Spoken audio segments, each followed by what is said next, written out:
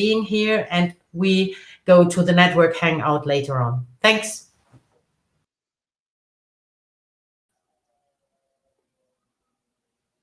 Hello, everyone. Thank you for staying with us. The next keynote speaker is Au-Yeung. Anna is the Travelport's head of destination marketing. Named to the role in 2015, Anna leads the team which helps destination marketing organizations, DMOs, to enhance their destination image, increase visitor numbers, and boost tourism spending. In the last 5 years, Anna's team has helped numerous national, state, and city DMOs, such as Tourism Indonesia, the European Tourism Commission, Dubai Tourism, and many more, to reach Travelport's global network of travel agents. Prior to this, Anna worked for Travelport as head of partner marketing for APAC, where she grew the business to include the greater regional focus, as well as expanding new business channels to DMOs and non-travel partners.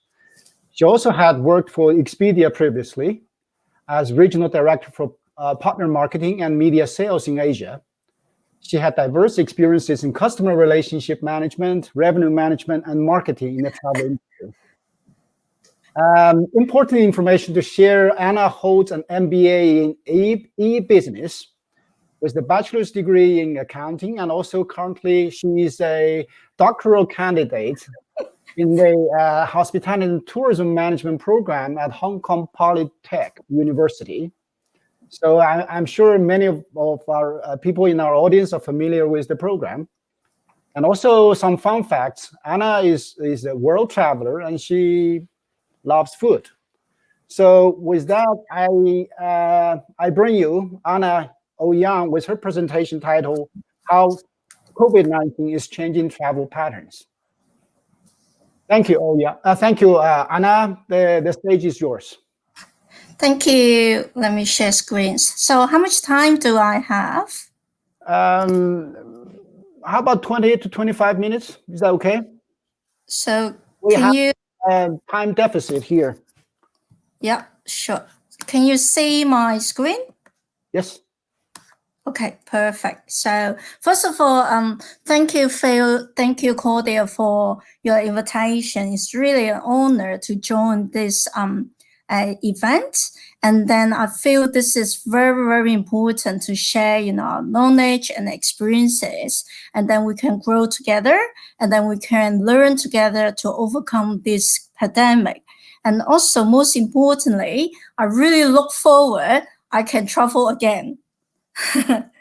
So in this session, what I'm going to share will be some of the key challenges we're facing, and also how Travelport use our data insight and also technology to share to support our customers and suppliers, or our partners. And then lastly but not least, I will use one DMO case studies to share to show you how we use apply the data insights to help them to plan and also to implement some of the destination campaigns. So before next, I still remember last year in January I planned 3 trips to Taiwan, and Vietnam, and also India. Right after Chinese New Year, everything slowed down. So I've been wearing masks for 1 year. I was always asking when I can take off the mask. And then also, the other one will be hotel quarantine. And then I was in one of the hotel quarantine. I swear I will never do it again. So how I can travel again? There's so much uncertainties, and this also applies to the partners. In 2020, during the early stage, big question marks. So what's going on? And then when will we recover? What's the travel restrictions and what's happening? And even, a lot of those factors, are they still valid in 2021? I believe most of them are still there. So how we plan and then to prepare for recovery. And then there'll be a lot of factors there. So in the next sessions, I'll share with you, how Travelport can support our partners and customers. So again, I have to bring this up because this is the famous McKinsey model. It shows the scenario 1, when the recovery will start. So the most common one will be 2020 Q4, and then the worst scenario will be 2024 for USA Q2. So, and then in July, last year, there were multiple, it's already showing, most likely it will be on multiple waves. So for us, we have 3 key areas to support the industry. The first area will be our data insight. We have loads of data, and then also our technology and also other resources. So the first area is the data insight, from our own booking and searching trends, especially in the early stage. It's very important because there's a lot of information, and then how we can, systematic track what's going on, and also to help the partners or customers to better understand the situation and also impact, and also how to help them to plan and make some sound decision. For example, this is, we're tracking about the bookings in different regions. You can see, since April to June, it shows, some of the recovery, like North America is quite good. However, we are expecting, there are multiple waves as per, McKinsey's, model. And then also, there are, different, bookings and search trends, we can, share with the industry. However, I'm not going to discuss details, because in a later stage, I will share with you how we apply this data to help DMOs to, plan and also implement their destination campaigns. So I would like to introduce 2 index, we have developed. The first index we call, Consumer Confidence Index. So what that means, that it is based on the searches, bookings or different, activities to derive how likely the travelers are going to travel again. So if we look at the regional index, apparently North America actually have the highest one at 29. Europe came the later at 23, and then the other regions came less, confidence to resume travel. So if we look at US, actually you will find out, the domestic, has, the travelers or the consumers have higher consumer confidence on domestic, not a surprise, and then intra-regional and then international travel. When we zoom into persona, actually you will find family and solo travelers is having more opportunities. And also the booking lead time is shortened to 30 days from previously longer one. The other one is the stability index. So what stability index means? It means, the city, we are measuring the city's average rank versus its weekly rank to show how the more volatile the cities has been. So first of all, let's talk about the overall ranking. So what means the ranking is the most visited cities. And then if you look at the 2019, here the top 10, compared to 2020, actually there are some of the cities have dropped out of top 10. Like Bangkok dropped from 4 to 14, and Tokyo was the worst. it dropped to 20. And then the stability index here, just what I've mentioned, compared to their average ranking versus their weekly ranking. So if the bar is longer, that means it's less stable.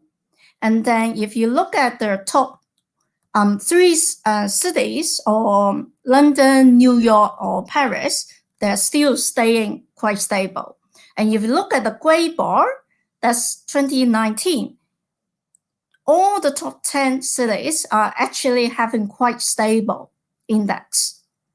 And then compared to 2020, the green bar, look at Bangkok, Delhi, Dubai, Istanbul, and Seoul. That means their ranking keep changing. So what all those index means, that means when we work with airlines, hotels, or even the tourism boards, how we can plan ahead with our strategy, what to get ready. And then we also have, research data. So also early stage, we have qualitative and quantitative stage research. So we're trying to develop, we call COVID-19 recovery guidebook, because at the early stage, the information is so random. And then how we can build a systematic, guidebook for our partners, and that they can make a reference, and then to, plan their ongoing activities or next step. So we have actually involved travel providers, including airlines, hotels, car rentals, and even airports. Travelers, there are like 5,000 online surveys and covering 5 countries, US, UK, India, Australia, and New Zealand. And travel agents, we also have, in-depth interviews. So I will share with you one of the findings for DMOs, because the later case, I will use DMOs as the case studies. And then the other one, like airlines, hotels, or travel agency, you can always go back to Travelport's, website and look for the COVID-19 recovery guidebook for more details. So if we look at the DMOs, actually, we actually found out their roles are changing. In the past, they are promoting the destinations, but now they are actually information updating. So the key roles are really changing. And then they also, the channels, the promotion channels are changing, like, because all the lockdowns, travel restrictions, they cannot meet their partners face-to-face, so they have to use digital channels. And also we found out travel agents become very, very important compared to previous periods. So especially during the COVID period, the travelers found out it's very complicated to change their trips, especially when they have arrived at destinations. So they really heavily rely on travel agents. And also the other one is very important. They believe, travel agents can provide the most updated travel information, including the lockdowns, travel restrictions, government policies. And also for the youngsters, 35% of them actually share with us they are more likely to use travel agents than previous periods. Remember, normally youngsters love to plan and book their trips by themselves. So now they're using travel agents. And then also there's segmentation changes. So we also found out like 68% of them really are from visit friends, family and friends. Then 59% from outdoor and nature. And then the recovery trend, like anyone, knows, like domestic will come first, then regional and international. Leisure come first, recover first before business and MICE. And then what's the DMO recovery strategies we recommend is really they need to keep transparent communication, how they can build the travel inspiration, and then promote unique travel experience, is very, very important. Don't just promote the product. So what so you need now? And then also how they can write on the strategic partnership by using the data and also their resources.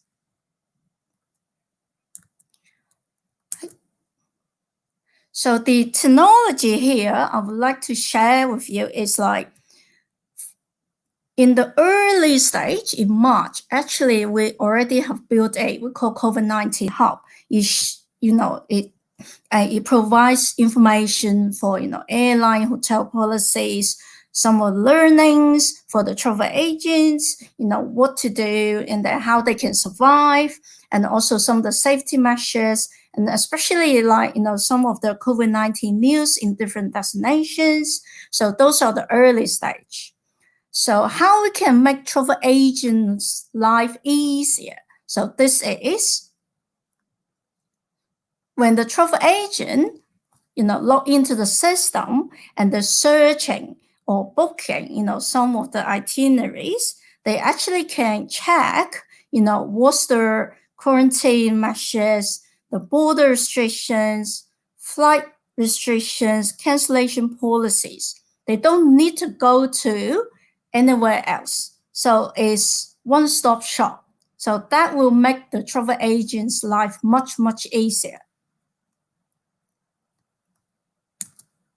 And also, for airlines, if they have any health and safety measurements, you'll be also updated there, like the mask, the spray, or social distance, whatever is there, and then you will be reflected there. And also, with all those COVID content or measurements, because it's in our system, is also empower into all the OTAs, because we are providing the content for the OTAs. So on their system, when the consumers search, those health and measurements will be available to the OTAs as well for airlines and hotels. So the last part will be the case study for Florida joint DMO campaigns. So for DMOs in US, their marketing fundings are actually from hotel tax. Because of COVID-19, they've lost most of the marketing funds, especially in the early stage. They hardly have any fundings. I remember some of the DMOs, they told me they have to cut 70 to 90% of their staff. So one of their team, they used to have 20 person, and they now only have 2 person to survive. So how we can help them to survive? So for these case studies, we're actually using some of the data insights to share with them and then help them to make some planning and also recovering preparation, and then implement the destination campaigns to drive conversions. But most importantly is how we can make the competitors working together and then to drive their success. So in US, the outbreak was in March, April. And then when we reviewed the trends with them, so like Florida, actually there's air surge into Florida has overtaken California. California normally were the top states destinations. These are talking about domestic searches. And then hotel searches, when we zoom into one of the DMOs in Florida, Palm Beach, and then it shows their hotel searches actually bouncing really fast at the end of May. However, their air booking is still at a very slow, recovery pace. What that means is a lot of people are doing self-drive. So that means drive market will be their top priorities. So what we have done, So this is like, we have worked with them on, first of all, it's like how to maintain the destination awareness and also build some of the interesting education programs for the travel agents in US. And then also, build the drive itineraries, what to do. Most important is what to promote is the unique travel experiences, the nature of wellness, and also to provide the confidence, to rebuild the confidence, what the COVID-19 updates are there. And then through the first phase, the education piece, we have engaged about 400 travel agents and then 600 engaged. And then the conversion rate is about 10%. If you look at, who are the travel agents, they're 11% from Florida, and then also, it's quite widespread in, different states. And also we collect some of the sharings. Don't look at the word is I just want to highlight 2 points. The travel agents actually share here is like, don't promote non-touristy sport. They want non-touristy sports. They want to travel like local. And also if they can ask the locals to film some of the videos to show their life is actually back to normal. If they can live normal, then that means the tourists can also visit their destinations. So when we after we launch the campaign, and then we will continue to track what's the performance. If you look at the bookings is actually bouncing back to 35% of January. This is very complicated. Don't look at it. So I'm going to explain you we are comparing Q1 and also Q3. So if you look at Fort Lauderdale, the average booking lead time is 46 days, and average trip is length of trip is 5 nights.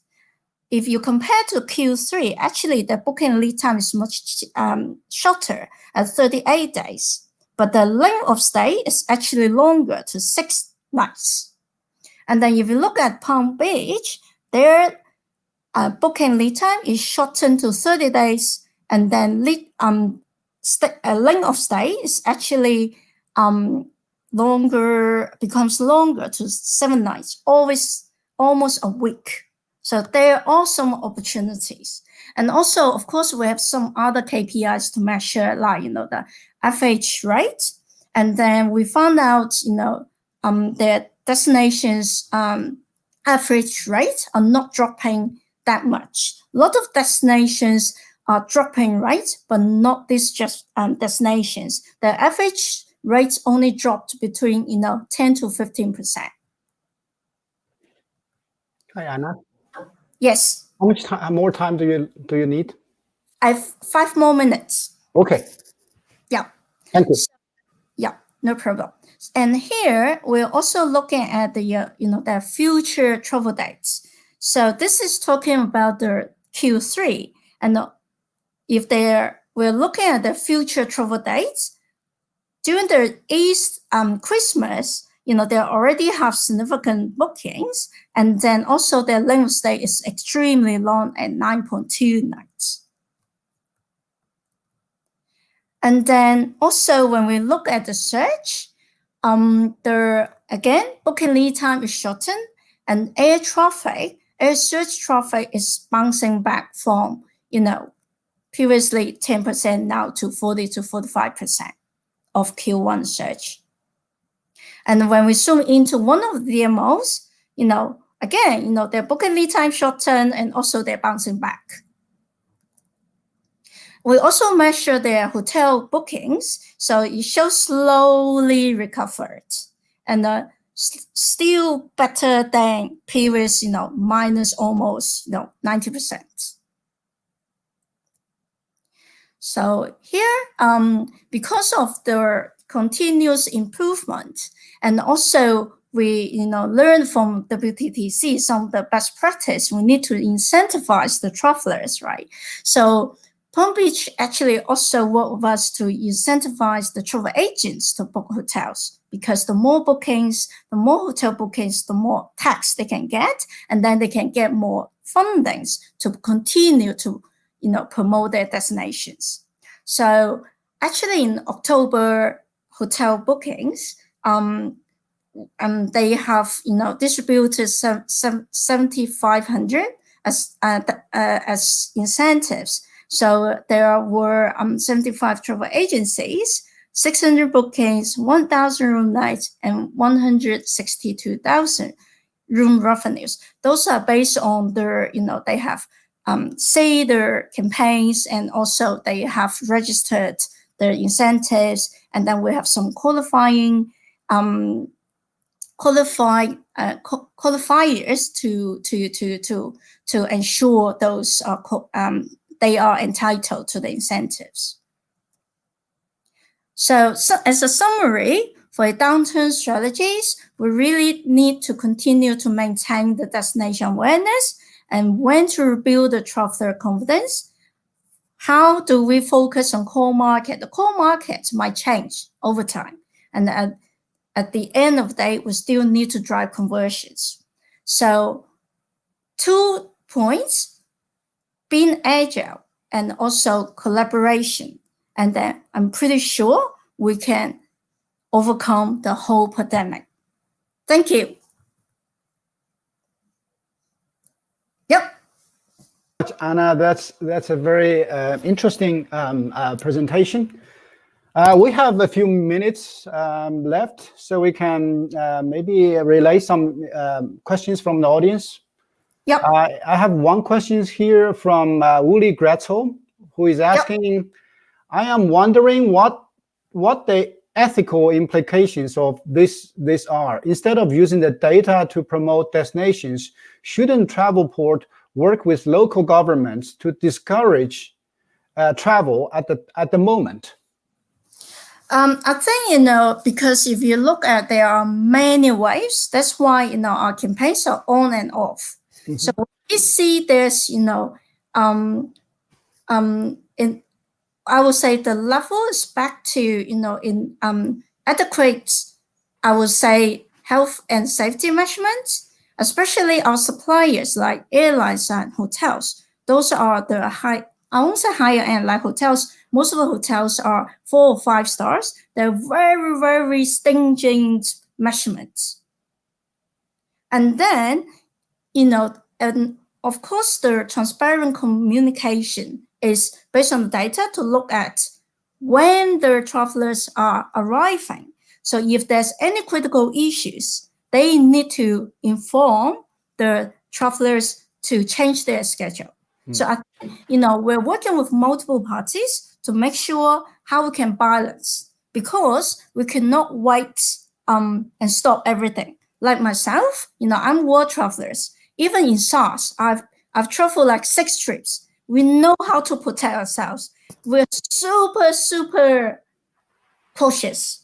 I don't know how many bottles of sanitizer, how much spray we have sprayed, it's so much. So that's a lot of education, what to do. And then also what's the best practice for travelers, for the providers, and also for DMOs. Well, thank you, Anna. Another question is, this is from Jihan, our Vice President of IFIT. What are the sources of your traveler confidence data? So we are using the, we call MIDT data. So it includes all the GDS data and also the GDS empowered OTA data. GDS empowered OTA data. Yeah, that's why we also have some OTA data. So we have GDS data and also powered. Yeah. I think probably many questions about the nature and the characteristics of the data. Another question is from Katrina Berezina, who asked, could you explain how the destination stability index was calculated? So stability index is like, say like, the top 10 destinations, they have been in every week, they have their own rankings, right? So we will use their average ranking compared to their weekly ranking. Then you have the variations. So those variations are the stability index. Okay, so maybe I could ask kind of the overall question. Sure. For example, to what extent are the data public available? It's more proprietary, or how do you collaborate with, for example, destinations and other organizations in industry in order to create this kind of a tool?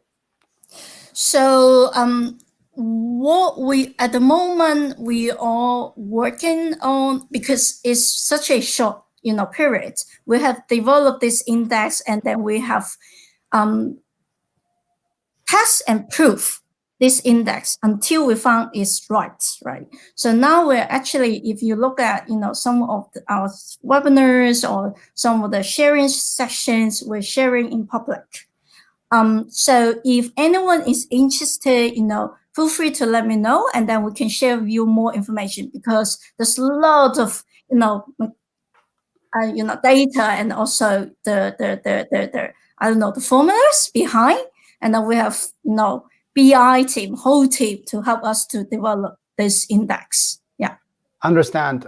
Anna, can I make a suggestion? Maybe if you have time, maybe you can stay around and go to the beach, and perhaps there could be some of the audience who would like to ask you, questions in private or within the group. Sure. Okay, so thank you very much for sharing your research and insights on the COVID-19's impact on travel patterns. Thank you very much, Thank you. Anna. Thank you. Bye. Bye-bye.